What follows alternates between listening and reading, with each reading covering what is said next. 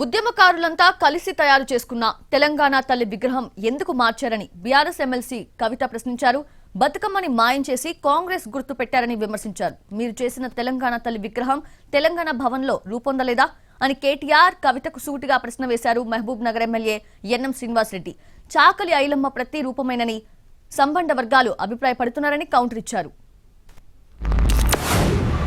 ఆనాడు ఎంతో మంది యువకులు ఎంతో మంది ఉద్యమకారులు కలిసే ఈ విగ్రహాన్ని పెట్టుకోవడం జరిగింది. ఇవాళ వేలాది గ్రామాలలో వేలాది తెలంగాణ తల్లి విగ్రహాలు ఉన్నాయి. మరి టీజీని యాక్సెప్ట్ చేసిన మీరు ఈ విగ్రహాన్ని మార్చాలని ఎందుకు అనుకున్నారో తెలంగాణ ప్రజలకు చెప్పవలసిందిగా సూటిగా మేము రేవంత్ రెడ్డి గారిని ప్రశ్నిస్తూ ఉన్నాం. అంతేకాకుండా మరి నిన్న మీరు పెట్టినటువంటి విగ్రహంలో జొన్న కంకులు ఉన్నాయి, మక్క కంకులు ఉన్నాయి. ఇవన్నీ మన తెలంగాణకు ప్రతీక అని చెప్తున్నారు. కోట్లాది మంది ఆడబిడ్డలు బయటకు వచ్చి చేసుకునేటటువంటి పండగ బతుకమ్మ పండుగ.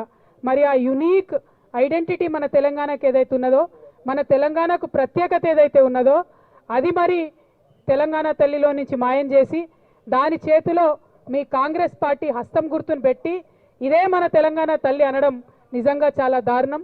మీరు ఆ రోజు ఎవరితో పరిచయాలు పెంచుకోవాలని తాపత్రయపడ్డారు. వాళ్ళంతా డబ్బున్న వాళ్ళు, స్తోమతున్న వాళ్ళు, తాహతున్న వాళ్ళు. ఇది ప్రత్యక్షంగా మేమందరం చూసినాం.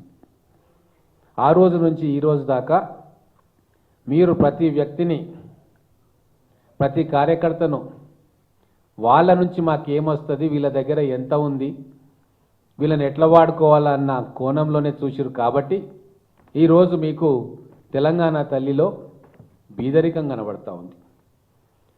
మొత్తం సబ్బండ వర్ణాలకు, దళిత బహుజనులకు ఈరోజు తెలంగాణ తల్లిలో తమ అమ్మని చూసుకుంటా ఉన్నారు.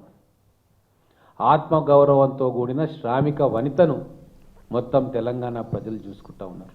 చాకలి ఐలమ్మ, సమ్మక్క సారలక్క స్ఫూర్తితోటి తయారు చేయబడిన తెలంగాణ తల్లి.